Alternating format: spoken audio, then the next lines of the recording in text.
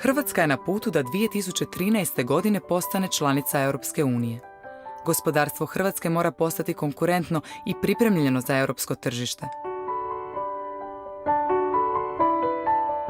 Operativni program za regionalnu konkurentnost potiče gospodarstvenike, sveučilišta, centre za istraživanje i razvoj te regionalne i lokalne vlasti s proračunom od 75.230.000 eura. Osnovni prioriteti operativnog programa odnose se na unapređenje razvojnog potencijala slabije razvijenih područja i jačanje konkurentnosti hrvatskog gospodarstva putem poboljšanja poslovne klime i transfera tehnologije te podršku za novonastale tvrtke utemeljene na znanju.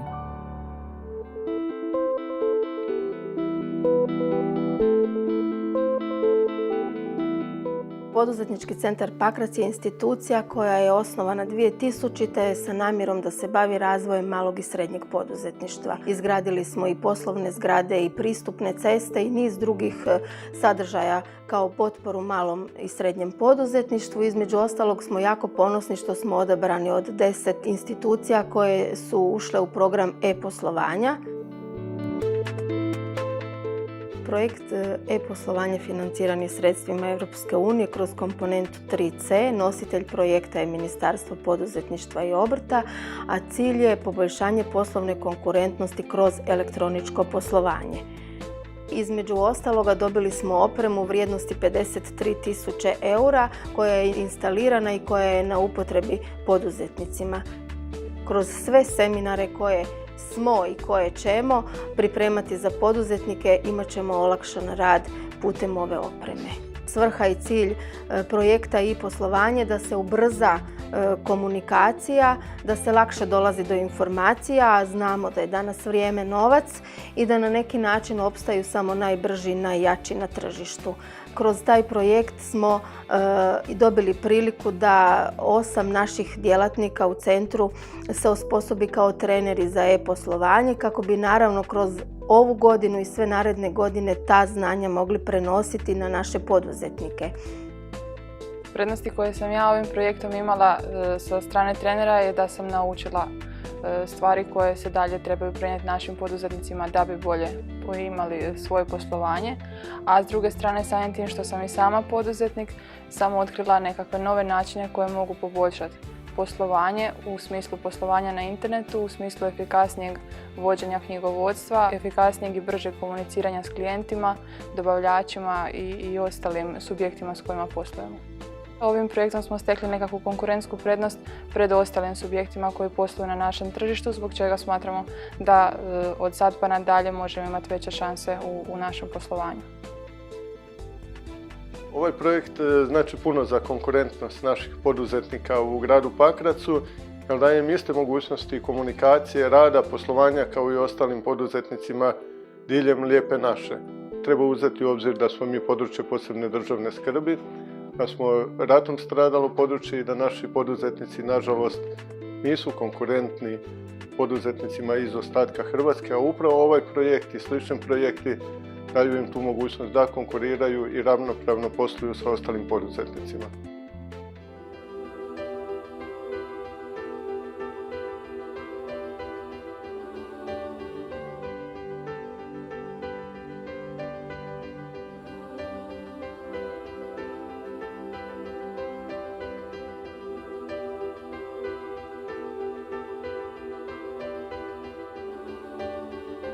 This project is a technical assistance project which is working with 5 main beneficiaries, and the main beneficiary is Ministry of Economy, and then other 4 institutions, Ministry of Entrepreneurship and Craft, the Ministry of Regional Development and EU funds, the Ministry of Science, Education and Sports, and SAFO, which is the Central Finance and Contracting Unit. The main purpose of this project, and this is what we have been doing 2 years, is to assist these institutions to manage the EU funds under these regional competitiveness operational programs.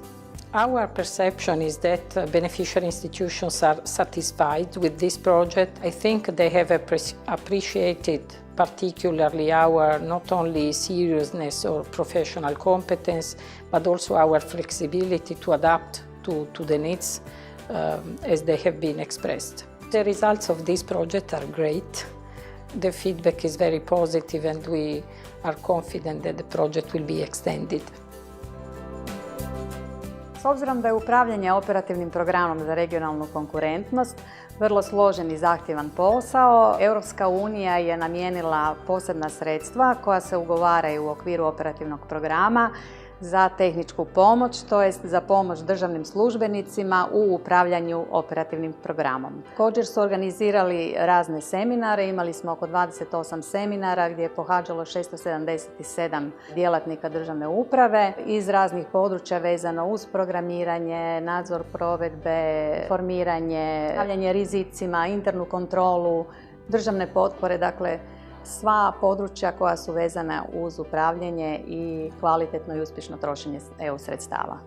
Najveći doprinos ovog projekta istaknula bi da su konzultanti koji su sudjelovali u ovom programu uspjeli prenijeti svo svoje znanje i iskustvo na djelatnike operativne strukture koji su bili uključeni u ovaj operativni program i koji su sada, možemo reći, osposobljeni za upravljanje sredstvima Europske unije i za strukturne fondove i koji će u budućnosti moći se uhvatiti u koštac sa svim izazovima koje to novo razdoblje donosi.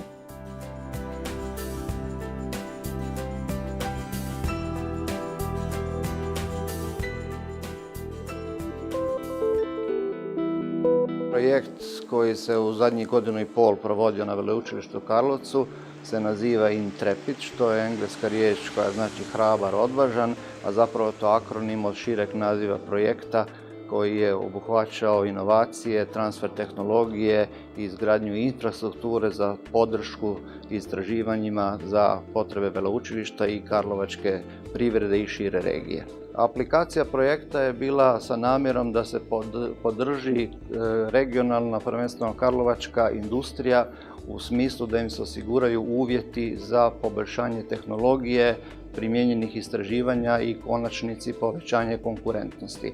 To je s jedne strane, a s druge strane da se omogući bolja infrastruktura studentima veleučilišta, pogotovo onima koji se upisuju na inženjerske studije. Dakle, završetkom ovog projekta koje je vodilo Karlovačko veleučilište stvorena je jedna nova dimenzija suradnje veleučilišta i karlovačkog gospodarstva. Dosadašnja uobičajena suradnja se svodila na obrazovanje mladih kadrova koji su predstavljali rezervar za zapošljavanje u karlovačkim firmama, malim, srednjim i velikim, dakle i u samom Alstomu. Veleučilište je također i do sada imalo laboratorije, međutim ta laboratorijska oprema je u stvari bila donirana oprema karlovačkih firmi koja je bila primjerenija za tehnički muzej nego za jednu visokoškolsku ustanovu. Mi sada dobivamo mlade ljude koji rade na modernoj opremi, koji rade na opremi koja je kompatibilna sa opremom koje imaju karlovačke firme i dakle mali i srednji poduzetnici mogu ovaj laboratorij, studente i ljude koji rade u laboratoriju koristiti i za određene komercijalne usluge koje su potrebne za njihov normalni proizvodni program. Ovakav projekt doprinosi karlovačkom gospodarstvu na način da i karlovačko gospodarstvo može stvarati proizvode i usluge koje postaju konkurentne u Europi. Naime, ovo je tehnološki iskorak koji je stvoren na veleučilištu, ali u jednom proizvodnom procesu on je dakle uključen i u djelatnosti naših karlovačkih firmi.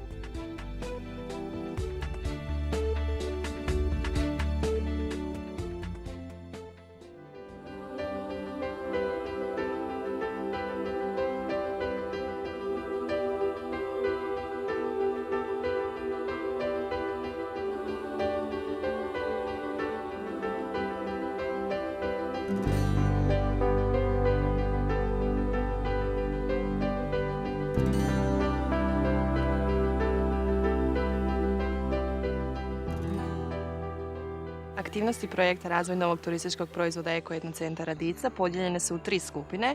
Prva skupina aktivnosti koja je ujedno bila i najvrijednija su upravo infrastrukturni radovi u sklopu kojih su izgrađene prilazne ceste, parkirna mjesta oko samog centra, potom je izražena centralna šetnica, obnovljena je trim staza uz koju su postavljene sprave za vježbanje, budući da je Park šuma Adica poznata po tome da mnogobrojni sportaši ovdje provode svoje i slobodno vrijeme, ali i vrijeme za vježbanje i treniranje. Zatim je i revitaliziran park, postavljena su i dječje igralište, posađena je trava, drveće, grmlje, izgrađen je i kanalizacijski sustav kojim je omogućeno da se 45 kućanstava priključi na njega. Kupljen je i turistički vlakić koji spada u 3. skupinu aktivnosti, a koja se odnosi na promociju i na vidljivost samog centra. Turistički vlakić kupljen je u prosincu 2011. godine i svojom prisutnošću u centru grada oduševio je mnogobrojne turiste i prolaznike.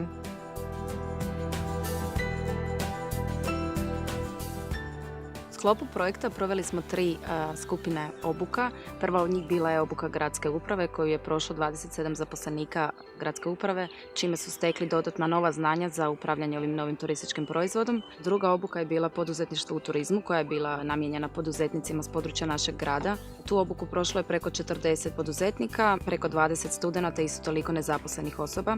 Zadnja je bila obuka u izradi tradicionalnih rukotvorina, podijeljena u 3 skupine: izrada svilenog veza, zlatoveza i izrada suvenira od keramike i kože.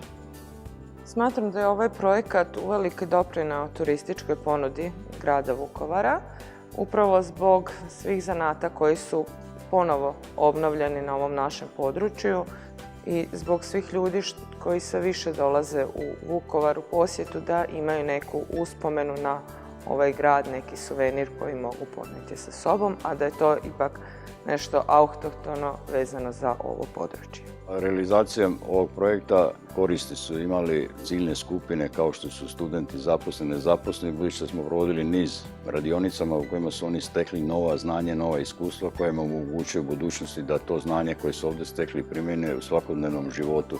Osim toga, sam taj centar koji smo izgradili pruža im jedno uživanje svakodnevno koje je dostupno sada stanovništvu grada Vukovara kao i raznim turistima koji ovdje dolaze.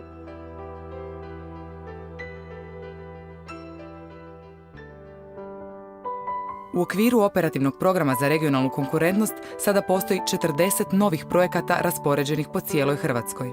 Po njegovu završetku očekuju se sljedeći rezultati: otvaranje novih radnih mjesta, izgradnja i obnova poslovne infrastrukture u Podudbini, Pakracu, Sisku, Virovitici i Osijeku, razvoj turističke infrastrukture poput one oko Parka prirode Lonjsko polje, zatim obnova i restauracija povijesne i javne infrastrukture parka uz tvrđavu Nehaj u Senju, te izgradnja centra za posjetitelje Ivanina kuća bajki u Ogulinu i razvoja vinskih cesta. Također se očekuje i razvijanje uvjeta za privlačenje investicije u svim hrvatskim županijama te unapređenje poslovne klime putem pružanja pomoći poduzetnicima. Izgradnja biocentra, inkubatora, jedinstvenog u ovom dijelu Europe za razvoj start-up kompanija iz područja bioznanosti. Poticanje projekata za komercijalizaciju tehnologije te istraživanje i razvoj putem izgradnje i opremanja laboratorija i ostalih postrojenja u raznim znanstvenim granama. Ovo su samo neki od najznačajnijih doprinosa operativnog programa za regionalnu konkurentnost. Na kraju, valja spomenuti da operativni program pomaže i razvoju institucionalnih kapaciteta za upravljanje fondovima Europske unije, kako sada, tako i nakon pristupanja Uniji.